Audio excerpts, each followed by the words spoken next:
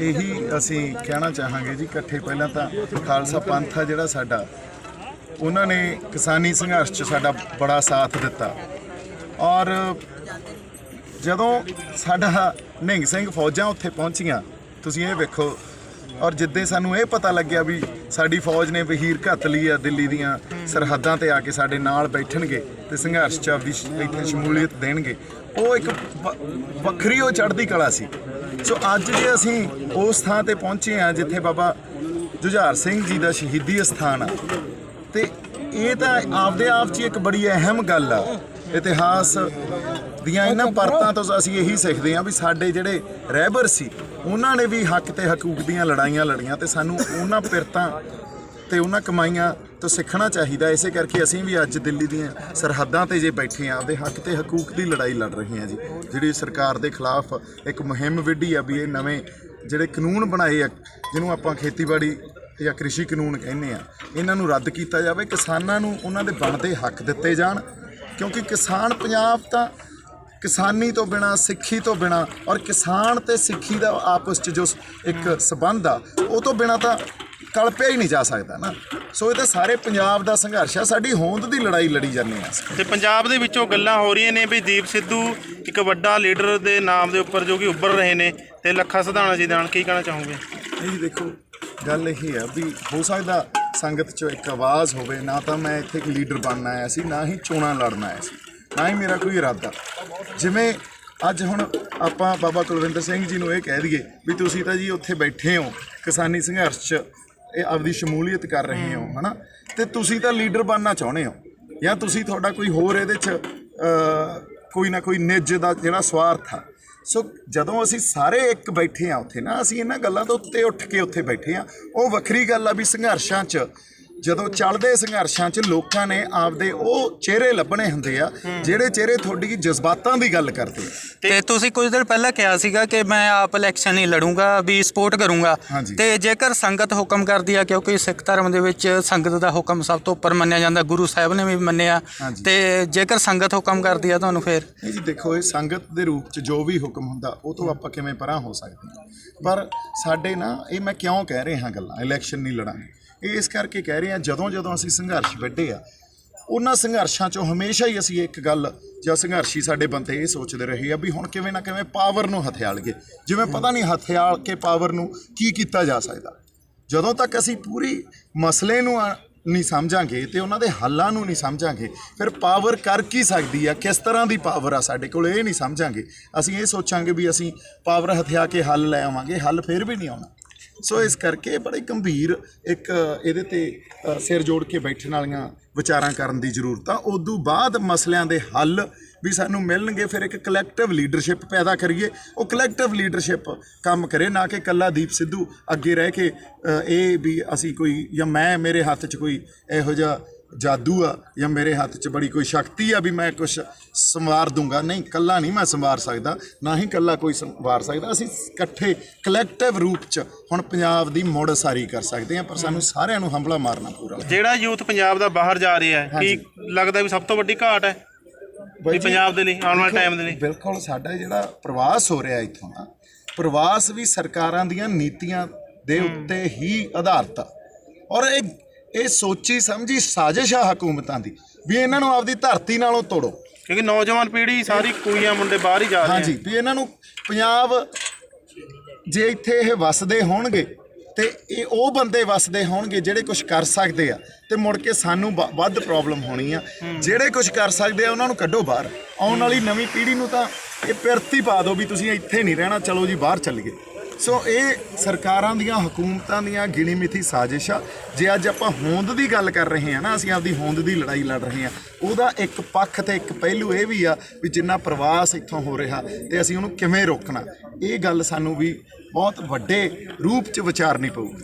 ਕਿਸਾਨੀ ਸੰਘਰਸ਼ ਨੂੰ ਕਿੱਥੇ ਦੇਖਦੇ ਹੋ ਇਸ ਵੇਲੇ? ਬਾਈ, ਕਿਸਾਨੀ ਸੰਘਰਸ਼ ਜਿਸ ਤਰ੍ਹਾਂ ਅਸੀਂ ਲੜਿਆ ਉਹ ਬਾਕਮਾਲ ਆ।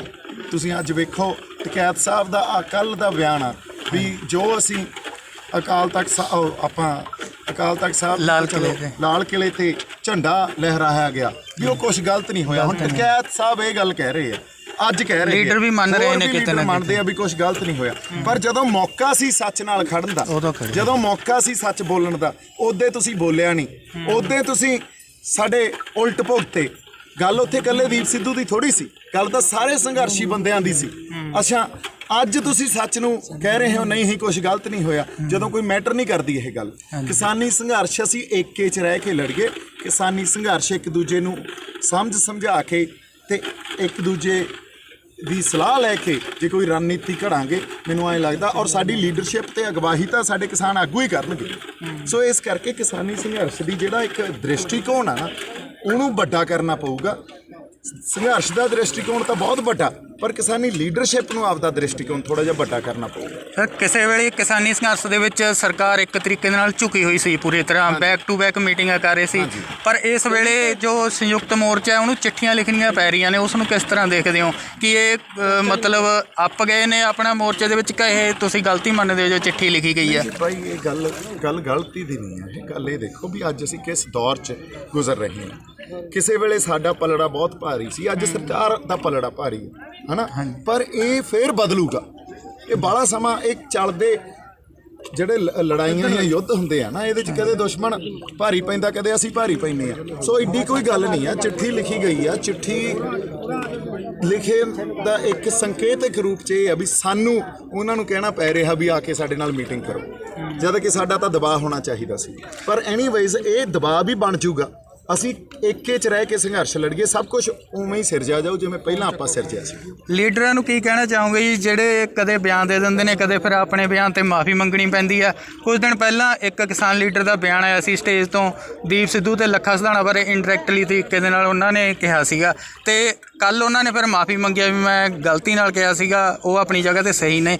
ਤੇ ਉਹਨਾਂ ਬਾਰੇ ਕੀ ਕਹਿਣਾ ਚਾਹੋਗੇ? ਬਈ ਹੁਣ ਆਏ ਆ ਖੁੰਡੇ ਵਾਲੇ ਲੀਡਰ ਕਿਹਾ ਜਾਂਦਾ ਜਿਨ੍ਹਾਂ ਨੂੰ। ਨਹੀਂ, ਹੁਣ ਸਰਦਾਰ ਰੋਲਦੂ ਸਿੰਘ ਜੀ ਦੀ ਗੱਲ ਕਰਦੇ ਹਾਂ। ਹਾਂਜੀ, ਜੇ ਉਹਨਾਂ ਨੇ ਕੁਝ ਕਿਹਾ, ਹੁਣ ਉਹਨਾਂ ਦੇ ਕਹੇ ਨੂੰ ਮੈਂ ਜਮਾਂ ਹੀ ਪਰਸਨਲੀ ਲੈਣਾ ਛੱਡਤਾ। ਉਹ ਤਾਂ ਐਂ ਆ ਵੀ ਬਜ਼ੁਰਗਾਂ ਨੇ ਤੁਹਾਨੂੰ ਕੁਝ ਕਹਿਤਾ, ਤੁਸੀਂ ਬਜ਼ੁਰਗਾਂ ਦਾ ਕਿਹਾ ਸੁਣ ਲਓ, ਤੇ ਉਦੋਂ ਬਾਅਦ ਉਹਨਾਂ ਨੂੰ ਉਨੀ ਇੱਜ਼ਤ ਦਿਓ ਜਿੰਨੀ ਦੇ ਉਹ ਹੱਕਦਾਰ। ਸੋ ਇਹਨਾਂ ਗੱਲਾਂ ਨੂੰ ਆਪਾਂ ਪਰਸਨਲੀ, ਇਹ ਬਹੁਤ ਛੋਟੀਆਂ ਗੱਲਾਂ, ਇਹਨਾਂ ਨੂੰ ਲੈਣਾ ਛੱਡੀਏ। ਆਪਾਂ ਉਹਨਾਂ ਦੀ ਅੱਜ ਵੀ ਇੱਜ਼ਤ ਕਰਦੇ ਹਾਂ, ਉਹਨਾਂ ਨੂੰ ਇੱਜ਼ਤ ਦਿੰਦੇ ਵੀ ਰਹਾਂਗੇ। ਤੇ ਸਰਦਾਰ ਰੋਲਦੂ ਸਿੰਘ ਨੂੰ ਮੈਂ ਇਹੀ ਕਹੂੰਗਾ ਵੀ ਅਸੀਂ ਤਾਂ, ਤੁਸੀਂ ਸਾਡੇ ਬਜ਼ੁਰਗ ਹੋ, ਅਸੀਂ ਤੁਹਾਡੇ ਪੁੱਤ ਪੋਤੇ ਆ, ਤੇ ਤੁਸੀਂ ਜੇ ਝਿੜਕ ਵੀ ਸਕਦੇ ਹੋ, ਪਰ ਇਕੱਠੇ ਰਹਿ ਕੇ ਏਕੇ 'ਚ ਰਹਿ ਕੇ ਚੱਲ ਗਏ ਆਪਾਂ, ਸਾਡੀ ਜ਼ਰੂਰਤ ਆ ਅੱਜ ਦੀ। ਤੁਸੀਂ ਨਿਕਲੇ ਹੋ ਜੀ ਕਿਸਾਨੀ ਸੰਘਰਸ਼ ਦੇ ਵਿੱਚ, ਬਹੁਤ ਵੱਡੀਆਂ ਉਮੀਦਾਂ ਨੇ ਤੁਹਾਡੇ ਤੋਂ ਤੇ ਲੱਖਾ ਸਿਧਾਣਾ ਤੋਂ। ਕਹਿ ਸਕਦੇ ਹਾਂ ਕਿ ਕਿਸਾਨਾਂ ਦੇ ਨਾਲ ਖਾਸ ਕਰਕੇ ਨੌਜਵਾਨ ਬਹੁਤ ਵੱਡੀ ਮਾਤਰਾ ਦੇ ਵਿੱਚ ਤੁਹਾਡੇ ਨਾਲ ਜੁੜੇ ਹੋਏ ਨੇ। ਕੀ ਆਉਣ ਵਾਲੇ ਸਮੇਂ ਦੇ ਵਿੱਚ ਲੱਖਾ ਸਿਧਾਣਾ ਤੇ ਦੀਪ ਸਿੱਧੂ ਇਕੱਠੇ ਵੀ ਲੋਕਾਂ ਨੂੰ ਲਾਮਬੰਦ ਕਰਨਗੇ? ਬਈ ਇਕੱਠੇ ਹੀ ਲਾਮਬੰਦ ਕਰੀ ਜਾਂਦੇ ਆ ਅੱਜ ਵੀ, ਹੈ ਨਾ। ਪਰ ਇੱਕ ਗੱਲ ਇਹ ਹੁੰਦੀ ਆ ਵੀ ਜਦੋਂ ਕਿਤੇ ਕੋਈ ਮੰਨ ਲਓ ਕੱਲ ਪੋਲੀਟੀਕਲੀ ਕੁਛ ਕਰਨਾ, ਉਦੋਂ ਤੁਹਾਡੇ ਪੋਲੀਟੀਕਲ ਆਈਡੀਆਜ਼ ਮੈਚ ਕਰਦੇ ਹੋਣ। ਜੇ ਪੋਲੀਟੀਕਲ ਆਈਡੀਆਜ਼ ਮੈਚ ਕਰਦੇ ਹੋਣਗੇ ਤਾਂ ਤੁਸੀਂ ਫਿਰ ਲੰਬੇ ਸਮੇਂ ਲਈ ਇੱਕ ਦੂਜੇ ਦੇ ਨਾਲ। ਜੇ ਤੁਸੀਂ ਤੁਹਾਡੀ ਪੋਲੀਟੀਕਲ ਸਮਝ 'ਚ ਵੱਖਰੇਵਾਂ ਹੋਊਗਾ ਨਾ, ਫਿਰ ਅੱਜ ਰਿਸ਼ਤਾ ਕਿੰਨਾ ਸੁਖਾਵਾਂ, ਕਿੰਨਾ ਵਧੀਆ ਰਿਸ਼ਤਾ, ਇਹਨੂੰ ਖਰਾਬ ਥੋੜੀ ਕਰਨਾ। ਸੋ ਪੋਲੀਟੀਕਲ ਸਮਝ ਆ ਜਿਹੜੀ, ਉਹਦੀ ਸਾਡੀ ਆਈਡੀਓਲੋਜੀ ਦਾ ਭਿੜਨਾ ਉਹ ਬਹੁਤ ਜ਼ਰੂਰੀ ਆ, ਪਰ ਮਕਸਦ ਤਾਂ ਇੱਕੋ ਹੀ ਆ ਨਾ, ਪੰਜਾਬ ਦਾ ਭਲਾ, ਲੋਕਾਂ ਦਾ ਭਲਾ। ਸੋ ਉਹ ਚਾਹੇ ਇਹ ਵੀ ਇਕੱਠੇ ਹੀ ਆ, ਪਰ ਜਿਵੇਂ ਆਪਾਂ ਕਹਿ ਲਈਏ ਵੀ ਕੱਲ ਨੂੰ ਜਮਾਂ ਹੀ ਇਕੱਠੇ ਤੁਰ ਪਏ, ਉਦੋਂ ਉਸ ਲਈ ਸਾਨੂੰ ਬਹਿ ਕੇ ਫਿਰ ਇੱਕ ਦੂਜੇ ਨੂੰ ਸਮਝਣਾ ਵੀ ਪਊਗਾ, ਪੋਲੀਟੀਕਲ ਆਈਡੀਆਜ਼ ਨੂੰ ਵੀ ਸਮਝਣਾ ਪਊਗਾ, ਤੇ ਕਿਸੇ ਇੱਕ ਕਾਮਨ ਗਰਾਊਂਡ ਤੇ ਇਕੱਠਾ ਹੋਣਾ ਪਊਗਾ। ਫਿਰ ਉਹ ਸਾਂਝਾਂ ਲੰਬੀਆਂ ਨਿਭਦੀਆਂ ਹੁੰਦੀਆਂ। ਨਹੀਂ ਤਾਂ ਅੱਜ ਜਿਹੜਾ ਰਿਸ਼ਤਾ ਕਿੰਨਾ ਵਧੀਆ ਤੇ ਕਿੰਨਾ ਆਪਾਂ ਕਹਿ ਲਈਏ ਸੁਖਾਵਾਂ ਰਿਸ਼ਤਾ, ਇੱਕ ਦੂਜੇ ਦੀ ਇੱਜ਼ਤ ਕਰਦੇ ਆ, ਇੱਕ ਦੂਜੇ ਦੇ ਨਾਲ ਖੜਦੇ ਆ, ਇਹ ਵੀ ਬਹੁਤ ਵਧੀਆ ਗੱਲ ਆ। ਆਪਾਂ ਇਹਨਾਂ ਨੂੰ ਵਿਗਾੜਨਾ ਨਹੀਂ ਹੈ, ਇਹਨਾਂ ਨੂੰ ਬਿਹਤਰ ਕਰਨਾ ਹੈ। ਲੱਖਾ ਸਿਧਾਣਾ ਸੰਗਰੂਰ ਬਠਿੰਡਾ ਇਲਾਕੇ ਦੇ ਵਿੱਚ ਜੋ ਕਿ ਆਪਣੀਆਂ ਨੌਜਵਾਨਾਂ ਨੂੰ ਇਕੱਠੇ ਕਰਕੇ ਜੋ ਕਿ ਰੈਲੀਆਂ ਕਰ ਰਹੇ ਨੇ ਪਿੰਡ ਤੋਂ ਪਿੰਡ, ਤੁਸੀਂ ਇੱਧਰ ਇਲਾਕੇ ਦੇ ਵਿੱਚ ਘੁੰਮ ਰਹੇ ਹੋ ਤਾਂ ਕੀ ਕਹਿਣਾ ਚਾਹੋਗੇ? ਬਸ ਉਹੀ ਹੈ ਜੀ, ਦੇਖੋ ਹਰ ਬੰਦਾ ਆਪਦੇ ਢੰਗ ਨਾਲ ਕੰਟਰੀਬਿਊਟ ਕਰ ਰਿਹਾ। ਸਾਰੇ ਇਲਾਕੇ ਵੀ ਆਪਾਂ ਕਵਰ ਕਰ ਦਈਏ। ਉਧਰ ਉਹ ਬਠਿੰਡੇ ਵਾਲੇ ਪਾਸੇ ਲੱਗੇ ਹੋਏ ਆ, ਮੈਂ ਦੁਆਬੇ 'ਚ ਵੀ ਸੀ, ਹੁਣ ਮਾਝੇ 'ਚ ਵੀ ਜਾਊਂਗਾ, ਬਠਿੰਡੇ ਵਾਲੇ ਪਾਸੇ ਜਾਂ ਫਰੀਦਕੋਟ ਵੀ ਜਾ ਆਏ ਆ। ਸੋ ਆਪਦੇ ਹਿਸਾਬ ਨਾਲ ਲੱਗੇ ਹੋਏ ਆ। ਸੋ ਤੁਸੀਂ ਦੀਪ ਜੀ ਕਿਤੇ ਨਾ ਕਿਤੇ ਕਿਸਾਨੀ ਸੰਘਰਸ਼ ਜੋ ਹੋਣ ਦੀ ਲੜਾਈ ਪੰਜਾਬ ਲੜ ਰਿਹਾ, ਲੋਕਾਂ ਨੂੰ ਜਾਗਰੂਕ ਕੀਤਾ ਹੈ, ਕਿਤੇ ਨਾ ਕਿਤੇ ਲੋਕਾਂ ਨੂੰ ਰਾਜਨੀਤਿਕ ਤੌਰ ਤੇ ਵੀ ਜਾਗਰੂਕ ਕਰਨ ਦੀ ਲੋੜ ਹੈ। ਇਸ ਵੇਲੇ ਜੋ ਪਿਛਲੇ ਕੁਝ ਦਿਨਾਂ ਤੋਂ ਘਟਨਾਕ੍ਰਮ ਹੋਏ ਨੇ, ਕੁਝ ਲੀਡਰ ਜੋ ਕਿ ਕਿਤੇ ਨਾ ਕਿਤੇ ਪਹਿਲਾਂ ਬਹੁਤ ਹੱਕ ਸੱਚ ਦੀਆਂ ਗੱਲਾਂ ਕਰਦੇ ਸੀਗੇ। ਅੱਜ ਉਹਨਾਂ ਬਾਰੇ ਕਿਹਾ ਜਾ ਰਿਹਾ ਕਿ ਕੁਰਸੀ ਦੇ ਕਰਕੇ ਉਹ 3 ਲੀਡਰ ਪਾਰਟੀ ਚੇਂਜ ਕਰ ਗਏ ਨੇ, ਤੇ ਪਾਰਟੀ ਵੀ ਉਹਨਾਂ ਦਿਨਾਂ ਦੇ ਵਿੱਚ ਚੇਂਜ ਕੀਤੀ ਹੈ ਜਿਨ੍ਹਾਂ ਦਿਨਾਂ ਦੇ ਵਿੱਚ ਸਿੱਖ ਧਰਮ ਦੇ ਵਿੱਚ ਕੋਈ ਖੁਸ਼ੀ ਦਾ ਪ੍ਰੋਗਰਾਮ ਨਹੀਂ ਕੀਤਾ ਜਾਂਦਾ। ਉਹਦੇ ਬਾਰੇ ਕੀ ਕਹੋਗੇ ਜੀ? ਦੇਖੋ, ਮੈਂ ਉਹੀ ਗੱਲ ਆ, ਹੁਣ ਮੈਂ ਲੁਕਮੀਆਂ ਦੀਆਂ ਗੱਲਾਂ ਮੈਨੂੰ ਕਰਨੀਆਂ ਨਹੀਂ ਆਉਂਦੀਆਂ, ਆਪਾਂ ਤਾਂ ਸਿੱਧੀ ਗੱਲ ਹੀ ਕਰਦੇ ਹੁੰਦੇ ਹਾਂ। ਹੁਣ ਸਰਦਾਰ ਸੁਖਪਾਲ ਸਿੰਘ ਖਹਿਰੇ ਸਾਹਿਬ ਦੀ ਗੱਲ ਕਰ ਰਹੇ ਹੋ ਤੁਸੀਂ, ਚਲੋ ਤੁਹਾਡਾ ਇੱਕ ਆਪਦਾ ਅੰਦਾਜ਼ੇ ਬਿਆਨ ਸੀ, ਮੇਰਾ ਆਪਦੇ ਅੰਦਾਜ਼ੇ ਬਿਆਨ ਹੈ ਨਾ, ਇਸੇ ਕਰਕੇ ਮੈਂ ਸਿੱਧੀ ਗੱਲ ਕਰਦਾ ਹੁੰਦਾ। ਸਾਡੇ ਇੱਕ ਬੜੇ ਇੰਪੋਰਟੈਂਟ ਜਾਂ ਇੱਕ ਇਹੋ ਜਿਹੀ ਸ਼ਖਸੀਅਤ ਜਿਹੜੀ ਖੁਦਮੁਖਤਿਆਰੀ ਦੀ ਗੱਲ ਕਰਦੇ ਸੀ, UAPA ਦੀਆਂ ਲੜਾਈਆਂ ਲੜਦੇ ਸੀ ਸਾਡੇ, ਅਸੀਂ ਉਹਨਾਂ ਨੂੰ ਆਪਦੇ ਹੱਥੋਂ ਗਵਾ ਲਿਆ। ਉਹ ਇੱਕ ਨੈਸ਼ਨਲ ਲੈਵਲ ਦੀ ਪਾਰਟੀ ਜੁਆਇਨ ਕਰ ਗਏ ਆ, ਕਿਤੇ ਨਾ ਕਿਤੇ ਉਹ ਵੀ ਡਿਸਅਪੁਆਇੰਟ ਹੋਏ ਆ ਵੀ ਉਹਨਾਂ ਨੇ ਬੜੇ ਲੰਬੇ ਸਮੇਂ ਤੋਂ ਇਹ ਕਿਹਾ ਵੀ ਆਪਾਂ ਇਕੱਠੇ ਤੁਰ ਗਏ, ਆਪਾਂ ਇਕੱਠੇ ਚੱਲ ਗਏ, ਆਪਾਂ ਇੱਕ ਨਵੀਂ ਆਈਡੀਓਲੋਜੀ ਜਿਹੜੀ ਸਾਡੇ ਪੰਜਾਬੀ ਸੱਭਿਆਚਾਰ ਨੂੰ, ਪੰਜਾਬ ਦੀ ਧਰਤੀ ਨੂੰ, ਪੰਜਾਬ ਦੇ ਲੋਕਾਂ ਨੂੰ ਰਿਪਰੈਜ਼ੈਂਟ ਕਰੇ, ਉਹ ਪੋਲੀਟੀਕਲ ਆਈਡੀਓਲੋਜੀ ਨੂੰ ਲੈ ਕੇ ਚੱਲ ਗਏ, ਇੱਕ ਖੇਤਰੀ ਪਾਰਟੀ ਆਪਦੀ ਪੰਜਾਬ ਦੀ ਤਿਆਰ ਕਰੀਏ। ਪਰ ਮੈਨੂੰ ਲੱਗਦਾ ਉਹਨਾਂ ਨੂੰ ਇਸ ਰਾਹ 'ਤੇ ਕਿਤੇ ਆ ਕੇ ਇਹ ਲੱਗਿਆ ਵੀ ਮੈਂ ਇਕੱਲਾ ਹੀ ਰਹਿ ਗਿਆ, ਇਸ ਕਰਕੇ ਉਹਨਾਂ ਨੇ ਇਹ ਸੋਚਿਆ ਹੋਣਾ ਵੀ ਹੁਣ ਜੇ ਇਕੱਲਾ ਇਹ ਵੀ ਹੋ ਸਕਦਾ ਵੀ ਕੇਸਾਂ ਤੋਂ ਡਰਦੇ ਹੋਏ। ਨਹੀਂ ਭਾਈ, ਇਹ ਤਾਂ ਹੁਣ ਜਿਹੜੀਆਂ ਗੱਲਾਂ ਨਾ, ਅਸੀਂ ਬੜੀਆਂ ਗੱਲਾਂ ਨੂੰ ਆਪ ਹੀ ਬਣਾ ਲੈਂਦੇ ਹਾਂ ਹੈ ਨਾ, ਬੜੀਆਂ ਗੱਲਾਂ ਬਣਾਈਆਂ ਜਾਂਦੀਆਂ। ਜੇ ਇਹ ਗੱਲ ਸਾਡੇ 'ਚ ਘਾਟ ਆ ਵੀ ਕੇਸਾਂ ਤੋਂ ਡਰਦੇ ਹੋਏ, ਅੱਜ ਹੀ ਕੇਸਾਂ ਤੋਂ ਡਰਦੇ ਸੀ, ਪਹਿਲਾਂ ਕਿਉਂ ਨਹੀਂ ਕੇਸਾਂ ਤੋਂ ਡਰੇ? ਸੋ ਜਦੋਂ ਬੰਦੇ ਜਥੇਬੰਦਕ ਹੋਣਗੇ ਨਾ, ਅੱਜ ਜੇ ਕੇਸਾਂ ਤੋਂ ਡਰਦੇ ਆ, ਕਾਂਗਰਸ ਦਾ ਕੀ ਵਜੂਦ ਆ? ਪੰਜਾਬ 'ਚ ਹੀ ਆ ਨਾ, ਬਾਹਰ ਤਾਂ ਕੋਈ ਵਜੂਦ ਨਹੀਂ। ਸੋ ਕੇਸ ਤਾਂ ਸੈਂਟਰ ਦੇ ਪਏ ਹੋਏ ਆ ਉਹਨਾਂ ਤੇ। ਹੁਣ ਗੱਲ ਇਹ ਨਹੀਂ ਹੁੰਦੀ ਕੇਸਾਂ ਤੋਂ ਡਰਦੇ ਹੋਏ। ਇੱਕ ਬੰਦਾ ਆਪਦੇ ਆਪ ਨੂੰ ਪੋਲੀਟੀਕਲੀ, ਉਹਨਾਂ ਦੀ ਮੈਂ ਕੁਝ ਇੰਟਰਵਿਊ ਸੁਣੀ ਸੀ, ਉਹ ਕਹਿੰਦੇ ਮੈਨੂੰ ਰੈਲੇਵੈਂਟ ਰਹਿਣਾ ਸੀ ਵੀ ਮੈਂ ਪੋਲੀਟੀਕਲੀ ਰੈਲੇਵੈਂਟ ਰਹਾਂ, ਆਪਦੀ ਗੱਲ ਕਹਿ ਸਕਾਂ। ਪਰ ਜੇ ਉੱਥੇ ਕਿਤੇ ਜਥੇਬੰਦਕ ਹੋ ਜਾਂਦੇ ਅਸੀਂ ਪਹਿਲਾਂ, ਹੋ ਸਕਦਾ ਉਹਨਾਂ ਨੂੰ ਲੱਗਦਾ ਵੀ ਮੈਂ ਰੈਲੇਵੈਂਟ ਹਾਂ, ਉਹਨਾਂ ਨੂੰ ਲੱਗਿਆ ਮੈਂ ਰੈਲੇਵੈਂਟ ਹੀ ਨਹੀਂ ਆ, ਅੱਜ ਇਕੱਲਾ ਹੀ ਖੜਾ ਆਪਦੀ ਕਦੇ ਇੱਧਰ ਨੂੰ ਤੁਰ ਪੈਣਾ, ਕਦੇ ਇੱਧਰ ਨੂੰ ਤੁਰ ਪੈਣਾ, ਤਾਂ ਉਹ ਇੱਕ ਸਾਰਾ ਮਾਹੌਲ ਦੇ ਕਰਕੇ ਉਹ ਪਾਰਟੀ ਜੁਆਇਨ ਕਰ ਗਏ।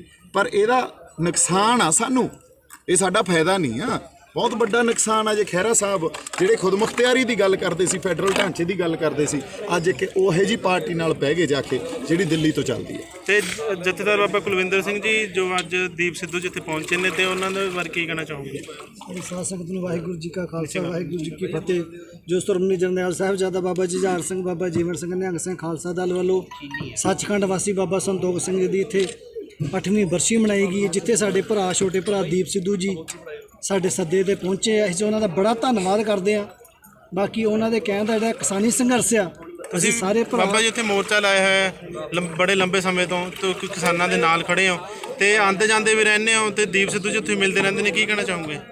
ਅਸੀਂ ਇਹੀ ਕਹਿੰਦੇ ਵੀ ਅਸੀਂ ਸਿਰ ਨਾਲ ਸਿਰ ਜੋੜ ਕੇ ਸਾਰੇ ਇਕੱਠੇ ਰਹਿ ਕੇ ਸੰਘਰਸ਼ ਨੂੰ ਵੱਧ ਤੋਂ ਵੱਧ ਲਾਮਬੰਦ ਕਰੀਏ, ਸੰਘਰਸ਼ ਨੂੰ ਬਹੁਤ ਜ਼ਿਆਦਾ ਅੱਗੇ ਵਧਾਈਏ, ਜਿਹੜਾ ਸਾਡਾ ਸੰਘਰਸ਼ ਹੋਰ ਜ਼ਿਆਦਾ ਛੇਤੀ ਤੋਂ ਛੇਤੀ ਕਾਮਯਾਬ ਹੋ ਸਕੇ। ਠੀਕ ਹੈ ਦੀਪ ਸਿੱਧੂ ਜੀ, ਤੁਸੀਂ ਮਤਲਬ ਫਿਲਮਾਂ ਤੋਂ ਆਏ ਹੋ, ਜਦੋਂ ਕਿਸਾਨੀ ਸੰਘਰਸ਼ ਚੱਲਿਆ ਬਹੁਤ ਵੱਡਾ ਤੁਹਾਡਾ ਇਸ ਵੇਲੇ ਨੁਕਸਾਨ ਹੋਇਆ।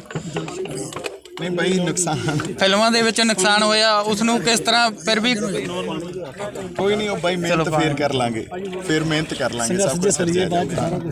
ਠੀਕ ਹੈ ਜੀ, ਥੈਂਕ ਯੂ।